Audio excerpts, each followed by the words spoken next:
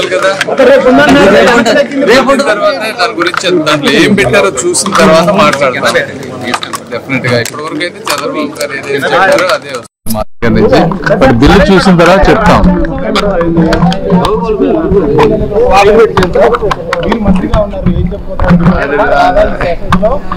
మా రాజ్యాంగం ఇప్పుడు బిల్లు పెట్టిన తర్వాత ఎక్కువ మంది దాన్ని యాక్సెప్ట్ చేస్తే ఆటోమేటిక్ గా ఓటింగ్ చేస్తారు. జనరల్ గా 1 నేషన్ 1 ఎలక్షన్ అనేది మంచి పద్ధతి. ప్రతిసారి ఎలక్షన్లకు వెళ్ళి ఈ డెవలప్మెంట్ ఆస్పెక్ట్ ని మిస్ అవటం అనేది ప్రాబ్లమాటిక్ గా ఉంది. సో డెఫినెట్ గా this is a very good idea, implement చేయాల్సిన అవసరం ఉంది. కాకపోతే దాంట్లో చూసేదాన్ని బట్టి అది పాస్ అవుతుందా లేదనేది చెప్పగలుగుతాం.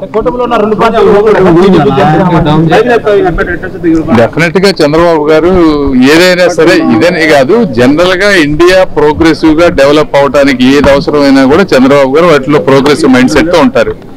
ఏదైనా బిల్లు వచ్చిన తర్వాత అందులో పెట్టిన దాన్ని బట్టి మనం ఏదైనా అల్టిమేట్ గా మాట్లాడగలుగుతాం. Thank you.